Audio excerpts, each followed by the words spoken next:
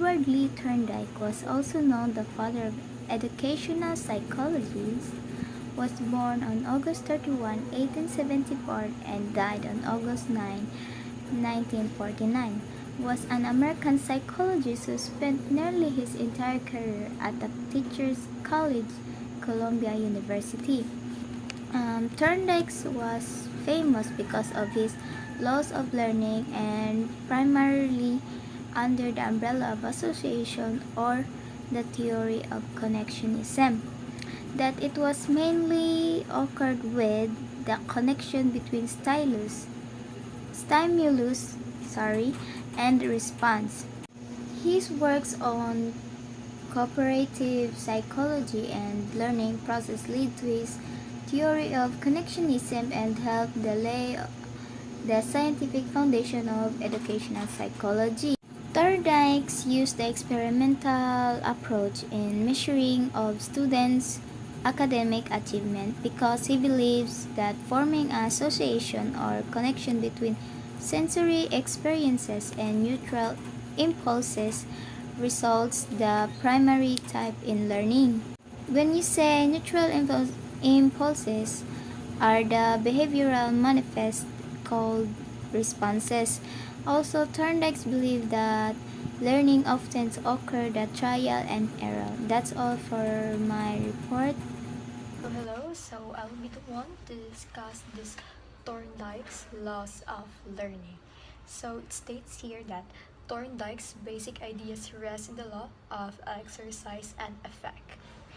Firstly, law of exercise is divided into two parts, which is the law of use and the law of disuse. So what's the difference between the law of use and the law of disuse? So it states here that the law of use means that the frequent recurring of the response to a stimulus strengthens their connection. Meanwhile, the law of disuse means that when a response is not made to a stimulus, the connection strength is weakened or even forgotten. So, maghatag og example sa law of use. So, example, when ato na siya ibutang sa classroom setting. So, ang student A kay permi gini siya magtuon. So, marag habit na niya na magtuon. So, kung ang maestra kay ignon siya na patunhon siya, so dalawa na niya kay recurring man siya. So, balik-balik pa niya buhaton. Well, ang law of disuse, so si student B, so siya dili siya hilig mag-study, diba? So giingnan siya sa teacher na mag-study siya para mag-prepare for quiz tomorrow. So dila siya mag-lisod. So nakuha ra ba ninyo ang law of use and law of disuse? So okay, let's add to task next. So drills are vital to acquire and sustain learning.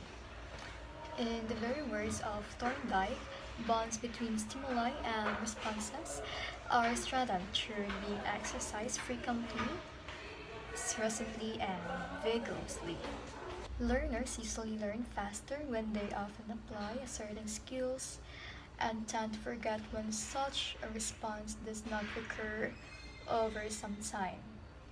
This explains why pianists, for example, repeatedly practice their pieces before their performance. By practicing or a law of use, they ensure that they will play correctly. And if they do not exercise playing their pieces, or this is a law of disuse, they may encounter difficulty in smoothly accomplishing their performance. So, another example is a law of use and a law of disuse. So Thorndike later revised the law of exercise. He confessed that merely practicing one does not bring improvement in learning. Practicing according to Thorndike is not sufficient. Hence, the constant practice must be followed by some reward or satisfaction to the learner. In short, the pupil must be motivated to learn. So, para mas masabtan pa nimo siya og maayo, maghatag og example. So, ang student mo play siya og guitar. So sige siya practice every day, every night. So dila magka-improve ang iyahang pagkuan sa guitar, di ba? So mo to siya. And practice must be followed by someone for satisfaction to the learner also. So the another law here is the law of effect. Meanwhile, emphasizes that if a response is followed by a satisfying or state of affairs, the stimulus and the response connection is strengthened.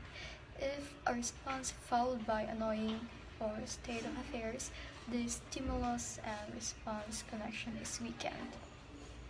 This explains why teachers give favorable comments to students without pleasant behavior in class. When such ego-boosting comments satisfy the learners, the chance that they will repeat such behavior. So, dili mo gawas ang motivation sa teacher para sa students. And the last law here is the law of readiness, states that if one prepared to act, to do so, and not to do is punishing. And in short, learning commands one must be physically, emotionally, mentally, and psychologically prepared. This law is illustrated when a learner knows the answer to particular questions, thus raising his or her hand, calling him or her to recite is rewarding. And however, when the teacher calls on a student who does not know the answer, it may be annoying on his part, thus beginning the bond of stimulus and response. So the law of readiness is also used in sequencing topics. When students are ready to learn a particular action, then behaviors that foster this learning will be rewarding. Meanwhile, when students are not ready to learn or do not possess prerequisite skills, then attempting to learn is punishing and even becomes a waste of time. So, kani siya ma-refer ni siya sa mga children na kanang like kanang iyang state dili na example. Like atong mga student, if kabalo siya sa answer mo, raise siya sa hand. Kung kabalo mo siya, kay ready mo siya. While ang other student here is katong wala siya kabalo, yung gitawag siya. So, dili ba siya answer. So, dila na mag-weekend ang iyang stimulus to response. So, muna na siya guys. So, thank you and sorry sa akong off. Ito lang kay work na ko. So, goodbye! Hello everyone! How are you today? Are you doing good? Feeling pressured? I am sick. Yeah, it's rainy season, so ting ubo. Kisa pa kipang ubo dira ako ra. I'm sure I'm not the one. So, understand my voice because I'm having a hard time right now because I have a cough. I have a severe cough. So, anytime makapabuto ko bisag dili pa New Year, it's sound effects, diba daghan. Very, very bombing. So yeah, kidding aside, so what have you learned from the discussions of Miss Mabaga and Miss Miniano? Wow, very nice to hear that. You have learned something from them. I hope that you learned something from me too. Okay, can you listen carefully to me? Okay, very good. So now I have a question. Unsa may kanang mga first nga nahitabo or like mga first situations nga or like first nga nakatunan baron nga di jud niyo malimtan like memorable jud kay siya.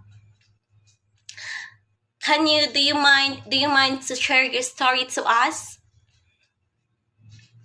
Wow! Thank you for your wonderful cooperation. Your story are much appreciated and valued. So yeah. Muna ba sa mga first kay kuan na siya dili siya dali malimtan kay marag na siya kanang kuan sa tong mind nga mo spark as na only spark. Mo hint sa tong mind nga naghapon ang thought kay sinugdanan man siya like memorable jud kay na siya. Mo na part sa tong learning process. Ang mga first thing nga nahitabo sa tua. Okay? And that thing is the one of the subsidiary law of Thorndike's. So now let's delve in deeper to the discussion. So Thorndike's laws of learning are foundational in understanding the behavior and the learning processes of individuals. Okay?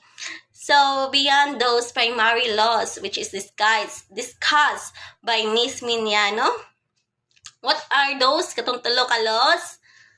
Katong EER acronym. Law of exercise, law of effect, and law of readiness. Very good. So yeah, aside from those kay naay subsidiary laws or like the secondary principles that Thorndike's proposed to explain the thought of learning in a more detailed way. So isa ani is the law of primary or the law of primacy. Diba? When we hear the primary, nihit sa atong utok wala.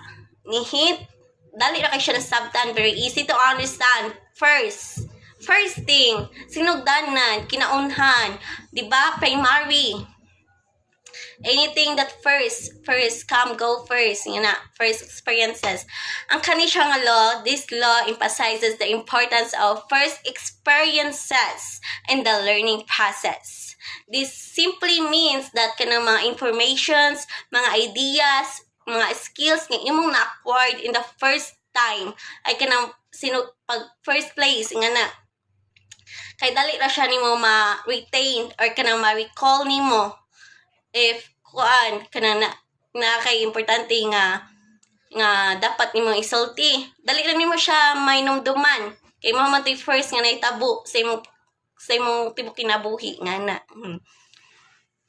Dali na nimo siya mainumduman. The word itself, the word of today is first. Dapat first yun ta, girls. Okay, wala. Kidding aside.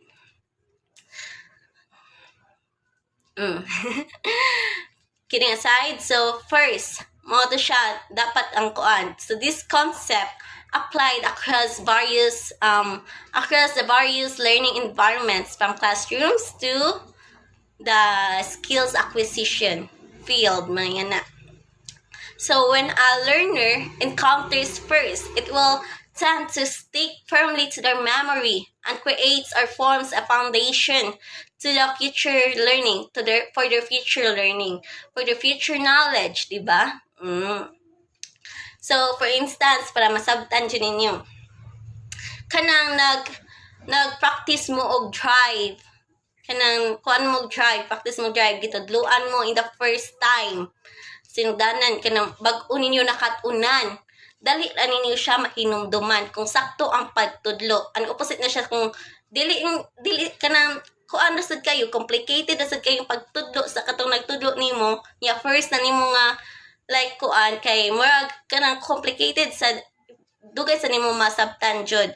Basta tarong ka ng tudlo, hidali ra nimo siya masabtan. Mao na kay ang mao bitaw na ingon nila nga first impression last jud. Mao na kung ganahan mo kuan, pakita mo sa sinugdanan pa lang pagkita ninyo ingana. First impression mao jud nay makalas og dali og kanang first nga kuan dali ninyo na ma-catch up, ma-retain, ma-recall ingana.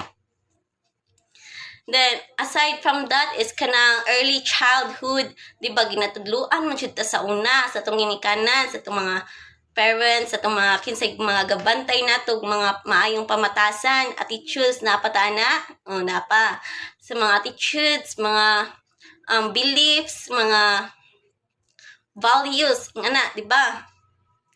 So ang kanang mga gipang tudlo nila nato, naghapon ron. Why? Because it will stick throughout our lives man. Di ba? Mama natong first nga nahibaw-an nga dapat ingana siya, ingana. Kabaw ka unsay sayop ug sayo, ay kabaw ka unsay sakto ug sayop, what is right and wrong. Nga gitudloan sa kang mga cultural norms, even the religious beliefs, di ba?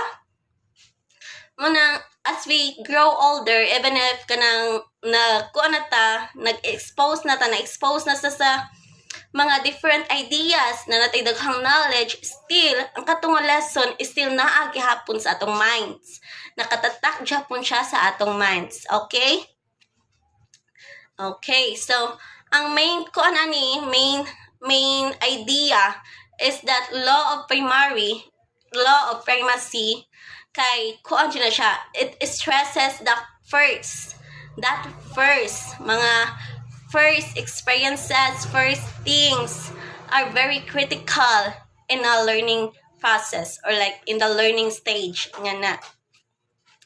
Kay nga naman, it's because early learning can create a foundation for the future knowledge, for the future learning nato.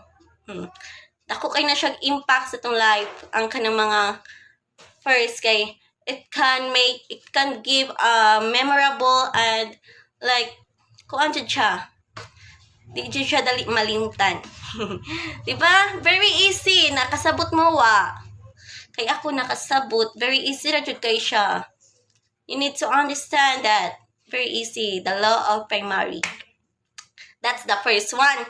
And the second one is the law of recency. So this one would be discussed by Mr. Moldes. Okay? Thank you, everyone. Hello class, good morning. My name is Johnson M. Moldes and I am your teacher for today.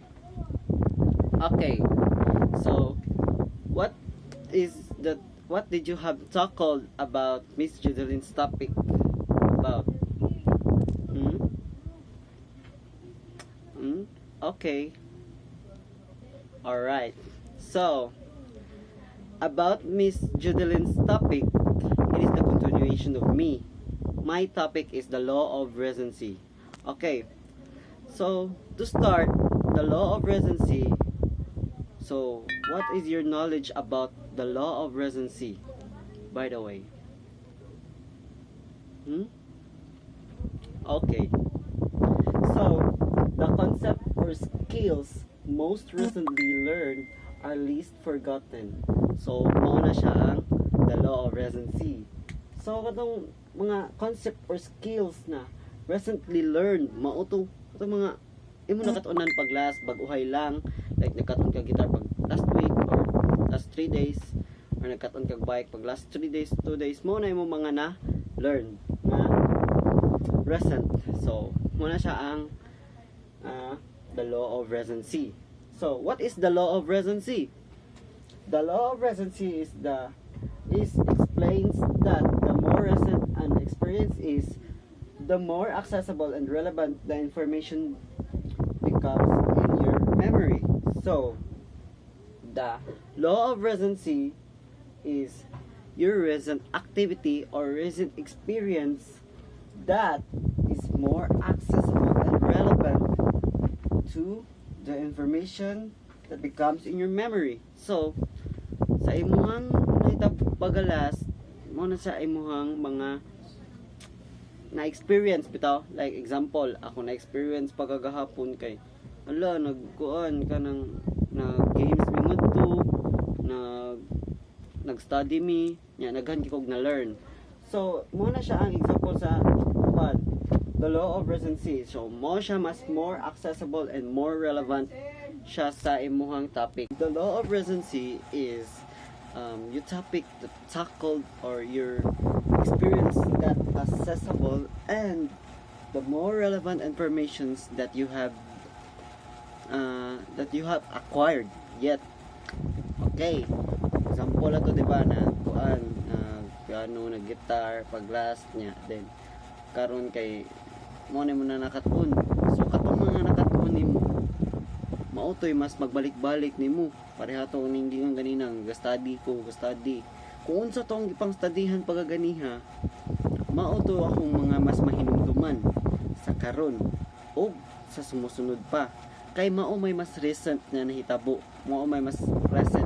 Pero naaman tayo gitawag nga short-term memory o long-term memory. So ganun, like hey, yeah bro, like ana. So mauto siya. So sa law of recency, kung unsa to imong gibuhat pag last nga kanang mga kana bitong imong mga bag-ohay lang nga nahitabo sa mo, like nagsuwat ka to nya mas mahinumduman to nimo, like nagsuwat ka, nagdrawing ka, nagbasa ka, or butang nato nagstudy ka, o kahit tungod sa imong test nya kay test ini ko next week nya nagstudy ka, so mas mao to imong mahinumduman sa incoming future, or mas mao to imong mahinumduman nimo kaysa sa katong last nimo nga na imong nahinumduman, ay last na imong na nahitabo nimo sa una, simple karon nag-study ra ka karon nga month, karon na nga month imong studyhan maayo utang na to katong mga law na about law of readiness, exercise, and law of effect, mao na imong ipang studyhan na to. So mao man na imong ipang studyhan na to karon nga month, mas mao na imong mahinumduman straight kaysa katong last month pa nimo gistudyhan, utang na to nag-study ka to pag last multiple responses, the law of disuse, the law of attitude, butang na to nag-study ka og science ato, Filipino or math, mas makalimtan na to nimo karon ug less na lang nimo mahinumduman kaysa katong bag-uhay lang nimo na-studyhan, like kato bitang sa una nimo nga pangbuhat, murag nihit na lang kay nimo mahinumduman ang mga details ato, pero sa katong karon nga bag-uhay lang mao toy mas mahinumduman nimo. And that's it. So thank you, babush.